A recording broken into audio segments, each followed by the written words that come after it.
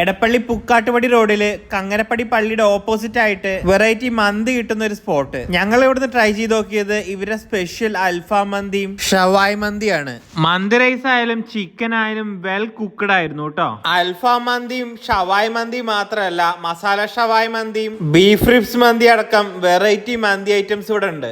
ആ മയണൈസും തക്കാളി ചട്നിയും കൂട്ടി മന്തി കഴിക്കാൻ ഒരു പ്രത്യേക ടേസ്റ്റ് തന്നെയാണ്. അതിനൊപ്പം ഞങ്ങളൊരു മസാല ഷവായും കൂടി ഓർഡർ ചെയ്തു. ആ മസാലയും കൂട്ടി സോഫ്റ്റ് ചിക്കൻ കഴിക്കാൻ ഒരു പ്രത്യേക ടേസ്റ്റ് തന്നെയായിരുന്നു.